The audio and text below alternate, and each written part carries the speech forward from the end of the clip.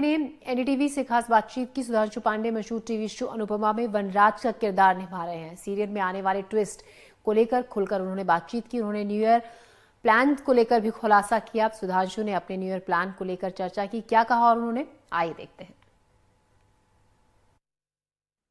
नमस्कार, मैं हूं सुमित। एनडीटीवी में आपका बहुत बहुत स्वागत है। जैसा कि हम जानते हैं कि सीरियल अनुपमा हाईएस्ट टीआरपी का शो बना हुआ है और शो में एक अहम कैरेक्टर निभाने वाले सुधांशु पांडे, आप इनको अनुपमा के वनराज भी कह सकते हैं, आज वो हमारे साथ में हैं। चलिए हम आपको उनसे मिलवाते हैं। सुधांशु, हमसे जुड़ने के लिए बहुत बहुत धन्यवाद। बहुत धन्यवाद Sumit, thank you so much. जैसा कि हम जानते हैं कि अनुपमा सीरियल में अनुपमा जी जो हैं वो अमेरिका चली गई हैं और एपिसोड्स में काफी नई नई चीजें हमको देखने के लिए मिल रही हैं। तो आपको क्या लगता है कि शो जिस थीम पर चला गया है, ऑडियंस उसको आने वाले दिनों में पसंद करने वाली है?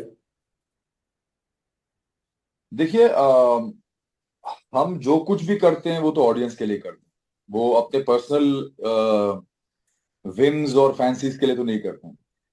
तो जब हमको ऐसा लगता है, मेकर्स को ऐसा लगता है कि अब स्टोरी में हम लोग को कुछ नया करना चाहिए, कुछ ऐसा करना चाहिए जिससे ऑडियंस की क्यूरियोसिटी बनी रहे, इंटरेस्ट बना रहे, तो हमेशा राइटर्स और क्रिएटिव डायरेक्टर्स और जो हमारे प्रोड्यूसर डायरेक्टर्स हैं वो लोग ऐसी कुछ चीजें लिखते हैं, ऐसी कुछ चीजें सोचते हैं और उस पर मेहनत करते हैं, जो कि हम लोग को शो में लेके आनी चाहिए ताकि ऑडियंस जो है वो हमारे साथ जुड़ी रहे लगातार। बिकॉज यही ऑडियंस ही भगवान है, ऑडियंस ही सब कुछ है, ऑडियंस ही हमारे, अगर ऑडियंस नहीं है तो शो नहीं है। तो उनके लिए हम लोगों को लगातार सोचना पड़ता है। तो जो कुछ भी हम लोग करते हैं वो इसी चीज को दिमाग में रख के करते हैं कि जो हम करें वो ऑडियंस को हमारी पसंद आता है। पर आने वाले एपिसोड्स में हमको नया क्या देखने वाला है सीरियल में? देखिए, आने वाले एपिसोड्स में अभी तो आप क्या है, हम लोगों ने 5 साल का लीप लिया है।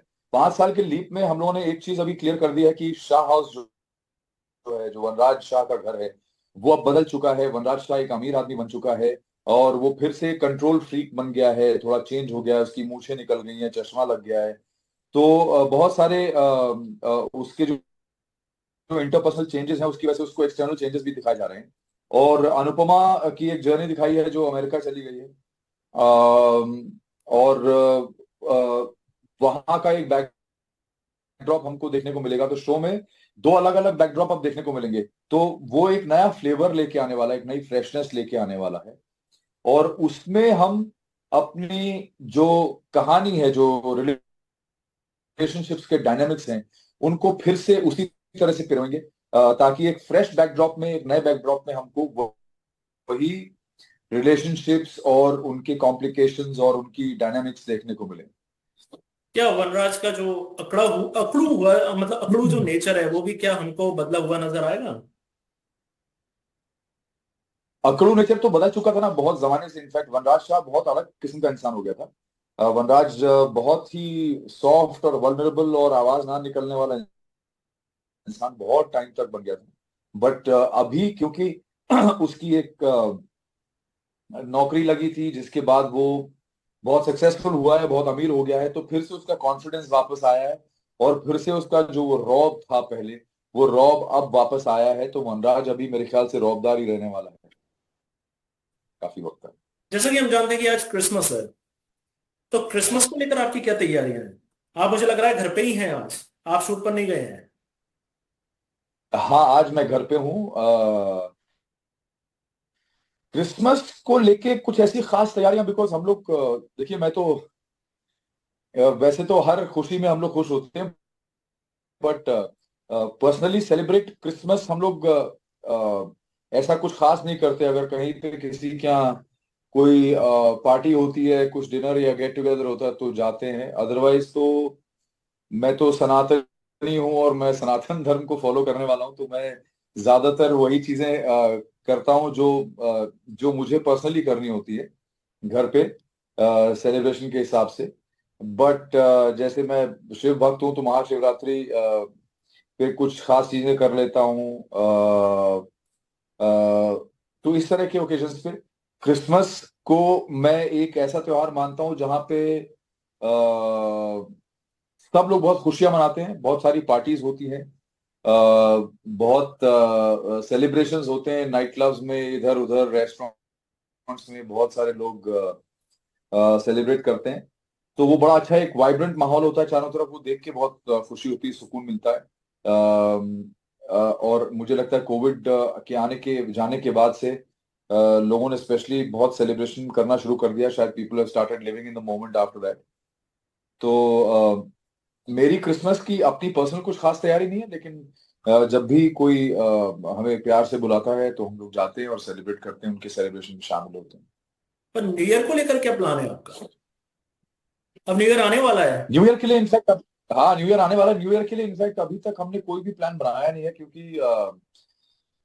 एक जमाना था जब हम लोग कभी गोवा चले जाते थे या कभी कहीं चले जाते थे या कोई बड़ी चीज प्लान करते थे।